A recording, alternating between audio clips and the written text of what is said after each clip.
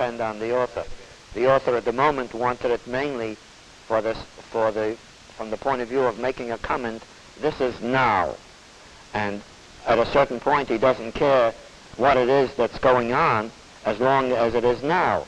Now you say, well, it's possible that the actor should be encouraged to know what to pay attention to on the radio. Or it's possible, and here I think definitely was so, that the director definitely chose not to have the actor concerned with his own personal life, which goes on counter to whatever you are hearing. And therefore that would be a perfectly proper juxtaposition. You are implying that if something happened there, it would take your attention away. Fine, that's going on, and yet this is also going on. That's what the author would like to get. He might then ultimately work out, so to say, a tape of a particular thing with something set, but then it would lose for him the sense of immediacy, because it wouldn't be now and today. The very thing that you're saying is you heard Procaccini. That's now. If you had heard that yesterday and it was on the radio now, it would have no meaning. So you had the sense it's happening now. That's what the author wanted. And the director too, yes. Perfectly legitimate thing. You might disagree with that, but certainly I can follow it, and personally I happen to like it. I don't agree with it, but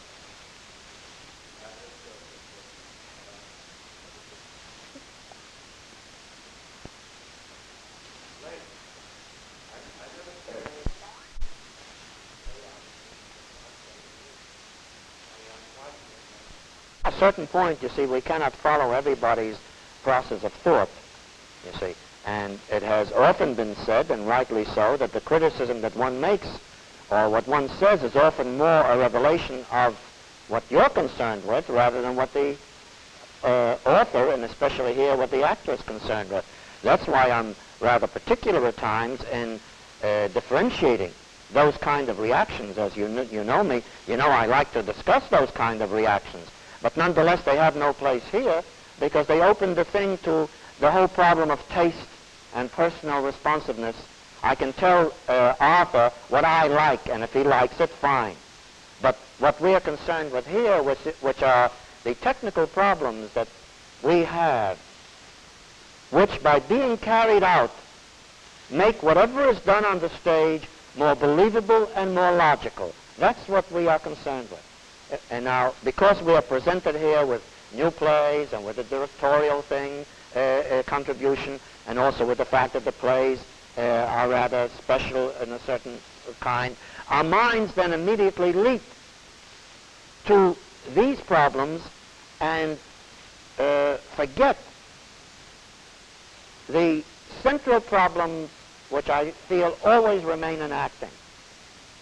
So that you'll see that in my comments, while I think they will take in some of your reactions, they will in no way assume that we have to agree with those reactions. Of their experiences that they want by themselves.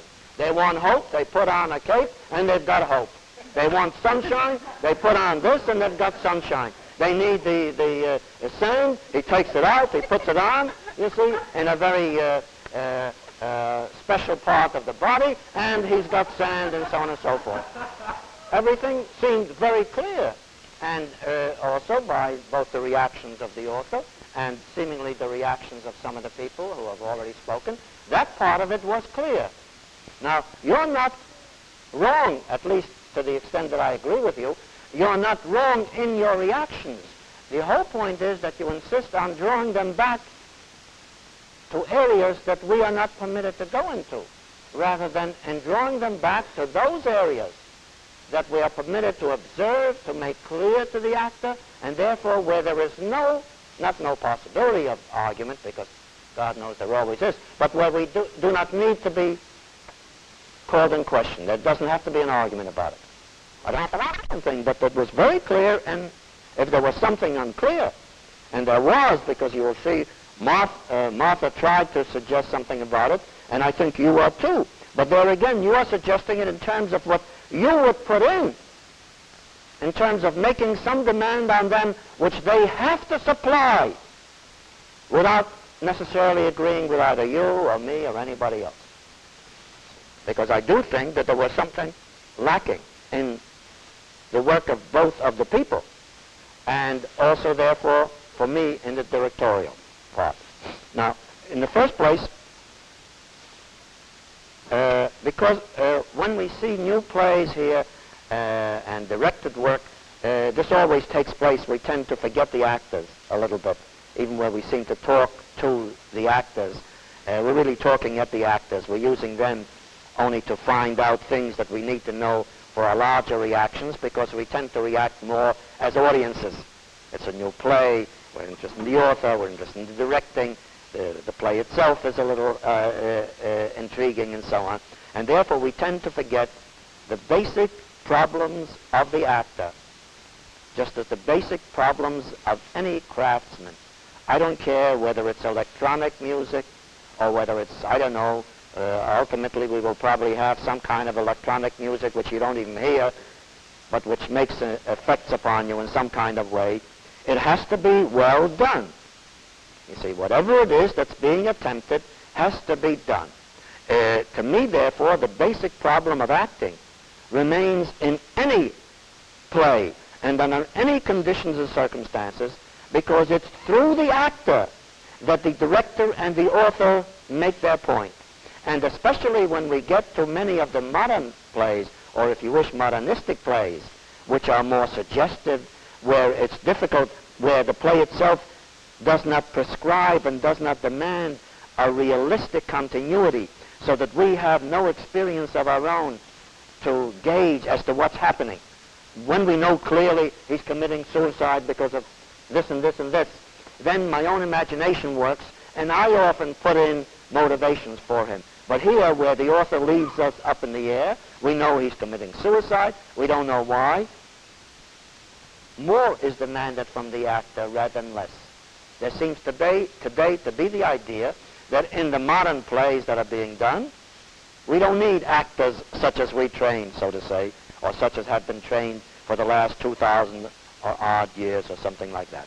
That the actor today is physical, that if he does the things that are demanded, and if he's dynamic and so on, everything will work out.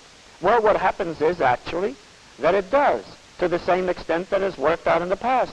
After all, actors in the past have gotten along being bad actors and getting away with it. There's no reason why actors today shouldn't be equally able to be bad actors in our own way and get away with it even better, because it's suitable to our present style, to our demand for involvement, you see, in action and so on and so forth. But it doesn't eradicate the basic problem, which is that there always is something going on, some inner logic, which unless it is going on, we may perceive everything that's taking place and still, as you've seen from some of the reactions, be left up in the air, not knowing what's going on. Before I come to that, let me say that I would like to confirm and agree, therefore, with the people who have mentioned and observed that your work is becoming better in the technical sense, freer, giving yourself more to what you're doing. You probably could do that even more, because in what you yourself describe as what happened when you took the bit in your own hand and you took your time, so to say, but he didn't quite like it. You see, it's also possible that many things were better done from your point of view, but it also may be that the initial one, the beginning one, wasn't, and therefore carried you too quickly towards the later sections when the director wanted the initial one somewhat more expanded. So it doesn't follow that you were on the wrong track there. From the point of view of the production, yes, because he has the right to demand that it should go, you know, in a certain sequence, in a certain rhythm and so on. But from the point of view of the needs of the actor to convince himself, which is after all primary to the technical work, it only means, it implies that you yourself may have felt a greater need to concentrate yourself. And to the extent, therefore, that you felt that, it is very good, because it means that you're beginning to evaluate yourself better, and to know when you need things for yourself, not only for us.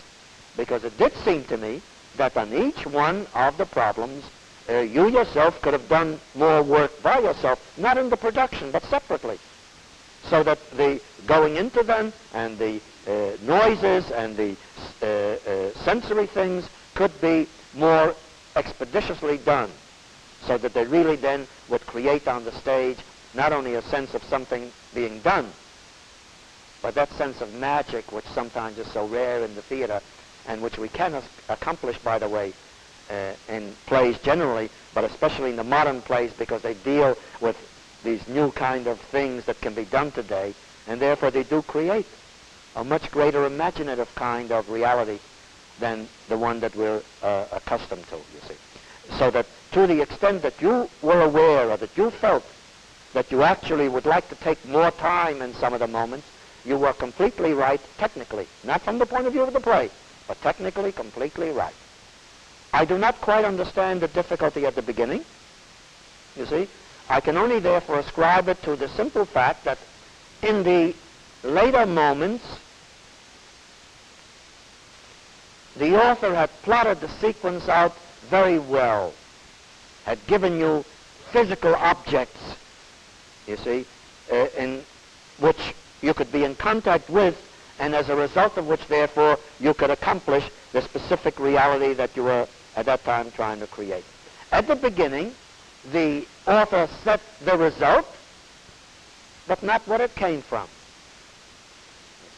So that it simply left you a little bit up in the air as to the things that you should choose to give yourself this feeling of flying high and so on. Why you had that difficulty, I honestly don't know, because in view of some of the things that you did here, it seemed to me that you should have been able to do the same thing before you started, and therefore I can only assume that your director didn't encourage you to play that first moment for the same kind of reality, that he was so concerned with the result that he didn't say, wait a minute, it's a very sunny day, or you've done this and this and this, act it out for 2 minutes before you come on the stage, and you will come in singing like a lark because you just got a part, you don't need anybody, you've signed a Hollywood contract, I don't know, whatever it is that you want, a whole subtext.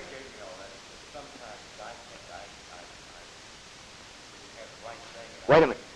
If you didn't have the right thing, then it means that you created a fantasy reality, not the actual reality, not one that had happened to you. And therefore, if it had happened to you, and if it's strong enough, it will happen ever after when you associate with it, in other words, when you think of it. However, when you make up, so to say, an as if, it's as if I had gone to Hollywood, I just signed my contract. It'll work once, it won't work tomorrow, because tomorrow you say, wait a minute, the chance of going to Hollywood. The first time it caught you off, but the second time, then the third time you're annoyed because you almost had a contract and you didn't get it, so you go on the stage and you got a completely new kind of reaction, so that it doesn't work.